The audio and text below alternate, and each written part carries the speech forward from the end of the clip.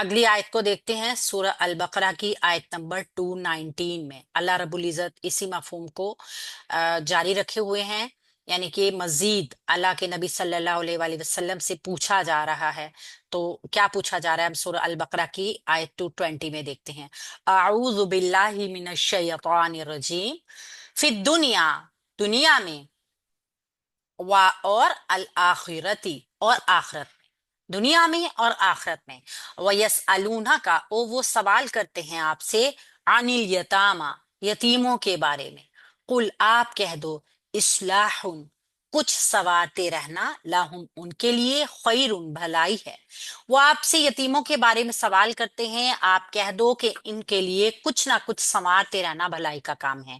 وَإِنْ، اور اگر، تخالطوہم، تم ساتھ ملا لو ان کو، فَإِخْوَانُكُمْ، تو وہ تمہارے بھائی ہیں۔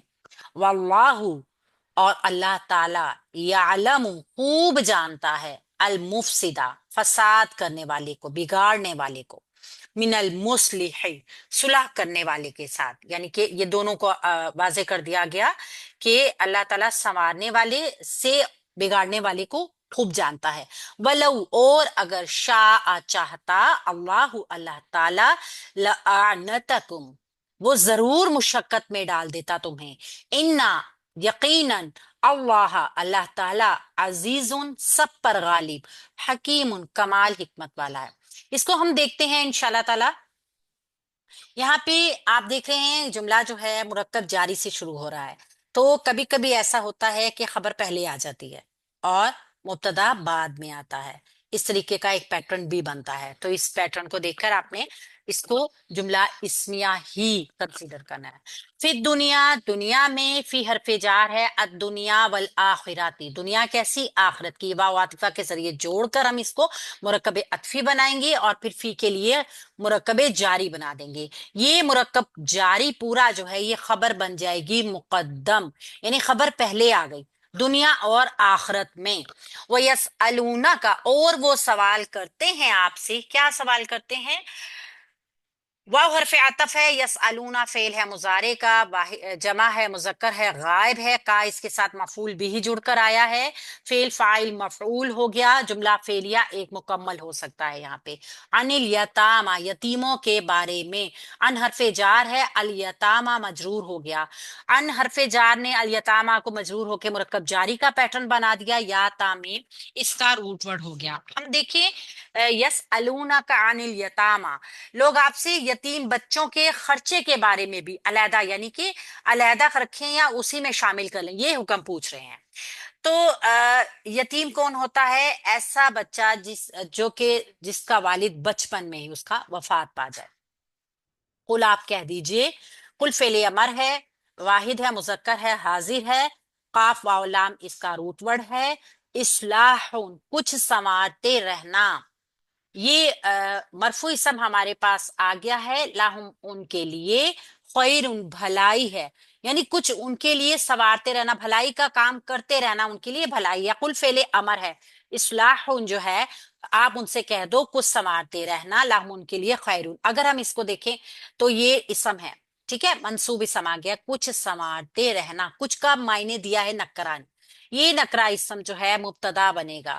اب یہ مبتدا کیوں بن رہا ہے؟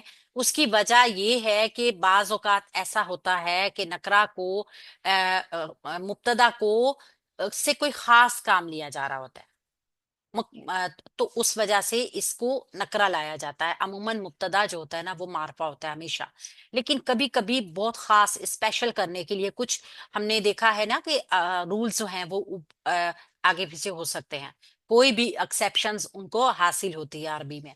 تو یہاں پہ میں آپ کو کلاس کے بعد بتاؤں گی کہ نکرا کو مبتدا کیوں لایا جاتا ہے۔ لاہم، ان کے لیے مرکب جاری ہے، خیرن، بھلائی ہے، یہاں یہ خبر آ گئی، خیارہ، سواد لام ہے، تو یہ پورا جو ہے نا یہ پورا جو ہوتا ہے یہ پھر قل کے لیے جو بنے گا مفعول بنے گا، اس طرح یہ جملے کا پیٹرن بنتا ہے۔ تو اس کو آپ نے ابھی ذہن میں نہیں لانا، صرف ہم نے ہر حرف کو جوڑ کر دیکھنا ہے۔ وا، اور ان، اگر، اور اگر، یہاں پہ ان شرطیہ ہے، یہاں شرط بتائی جا رہی ہے کہ اور اگر، تو خالقوہم، حرف شرط کیا کرتا ہے؟ مضارع کا نون اعرابی گراتا ہے ٹھیک ہے، اور اس کو مجزوم کر دیتا ہے. یہاں پہ تو خالطونا تھا، نون اعرابی گر گیا مجزوم ہونے کی وجہ سے. خالام طا اس کا روٹ ورڈ ہے، ایک باب کی وجہ سے، ہاں ایک باب کی وجہ سے اضافی اس میں تا آئی ہے. تم ان کو ساتھ ملا لو. فعل ہے مضارع جمع مذکر حاضر، ہم ان سب کو. اب یہ ہم اس کے ساتھ مفعول بن کر آ گیا، فعل فاعل مفعول مکمل ہو گیا. فَإِخْوَانَكُمْ تو بھائی ہیں تمہارے. یہ فا جواب شرط ہے. اخوانکم جو ہے مرکب مرکب اضافی ہے. اخوان کم اس کے ساتھ ضمیر جڑ کے آئے، اخوانو اسم آ گیا، بھائی کم اس کے ساتھ ضمیر جڑ کر آ گئی. اگر آپ یہ جواب شرط کو دیکھیں، اگر تم ان کے لیے بھلائی کا کام کرو اور تم ان کو ساتھ ملا لو تو یہ تمہارے بھائی ہیں. ٹھیک ہے، خبر مقدم کیا ہے؟ دنیا میں بھی اور آخرت میں بھی. اس خبر مقدم کا یہ مبتدا مؤخر ہو کے آیا ہے مرکب اضافی کی شکل میں. تو یہ پیٹرن صرف میں آپ کو اس لیے بتا رہی ہوں، جس کو سمجھ آ گئی ٹھیک ہے، نہیں سمجھ آئی کوئی بات نہیں.